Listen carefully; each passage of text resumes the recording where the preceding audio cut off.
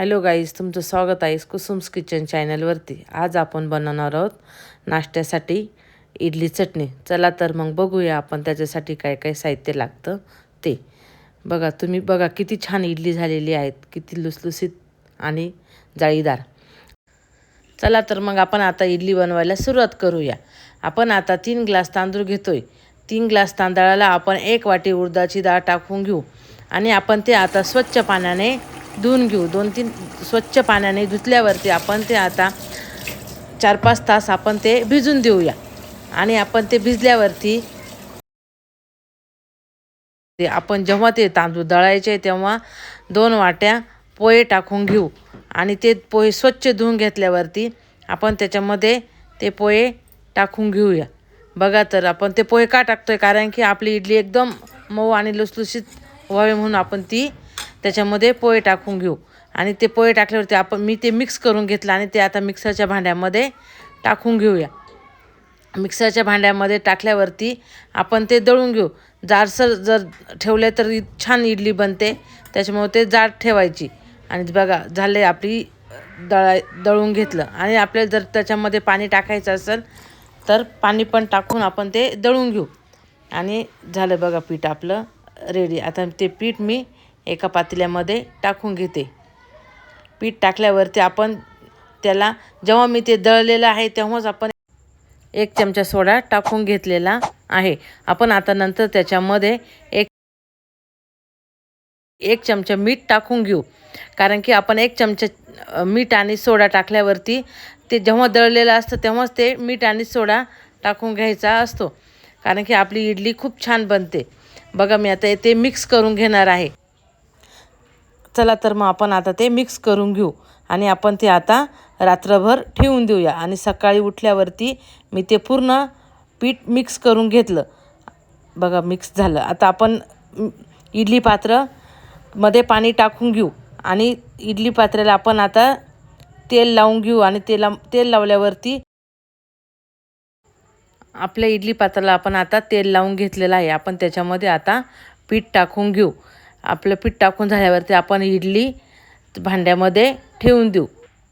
आपलं पूर्ण भांडे भरून झाल्यावरती आपल्याला ते 20 मिनटं गॅसवरती ठेवायचं आहे, कारण की 20 मिनटं ठेवल्यावरती आपली इडली तयार होणार आहे।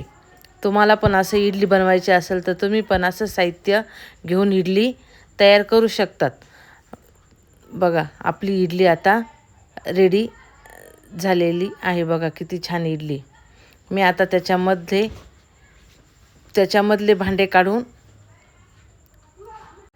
आपण आता ते 5 मिनटं थंड व्हायला ठेवूया। बघा आपली आता इडली रेडी झालेली आहे। बघा पूर्ण इडली निघालेली आहे। आता भांड्याला काहीच चिकटलेलं नाही, कारण की आपण भांड्याला तेल लावलं होतं। बघा आपली इडली रेडी झालेली आहे। किती छान इडली। आपण पूर्ण इडल्या काढून घेऊया। बघा आपली इडली रेडी झालेली आहे। चला तर आपली इडली तयार झालेली आहे। बघा किती मऊ लुसलुसीत इडली तयार झाली। ती पूर्ण छान निघाली, कारण की बघा किती छान जाळीदार इडली झाली आपली। तुम्हाला जर असे नवीन नवीन व्हिडिओ बघायचे असेल तर तुम्ही चॅनलला सबस्क्राईब करत चला, तुम्हाला पण असे नवीन व्हिडिओ बघायला मिळतील। आता आपण चटणी करून घेऊया। हे बघा मी आता चटणीला लसूण घेतला, हिरवी मिरची, कोथिंबीर, खोबरं घेतलं। आता मी ते एका मिक्सरच्या भांड्यामध्ये टाकून घेतलेलं आहे। त्याच्यामध्ये मी 2-3 शेंगदाणे पण टाकलेले आहे। आता त्याच्यामध्ये पाणी टाकून मी आता ते दळून घेणार आहे। बघा आपलं आता ते चटणीचं साहित्य आपण दळून घेतलं। चला तर आपण आता चटणीला तडका देऊन घेऊया। गॅसवरती आपण तडक्याचं भांडं ठेवलं, त्याच्यामध्ये 1 चमचा तेल टाकून घेऊया। आपण त्याच्यामध्ये जिरे टाकले, त्याच्यामध्ये आपण आता मोहरी टाकून घेऊया, कढीपत्ता टाकून घेऊया। ते चांगलं तडतडून घेऊया। ते चांगलं तडतडल्यावरती आपल्या चटणीला चांगला तडका बसेल, त्याच्यामुळे आपण ते चांगलं कढून घेऊ।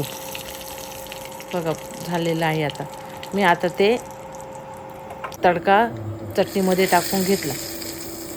बघा किती छान झालं. आता मी ते हलवून मिक्स करून घेऊ.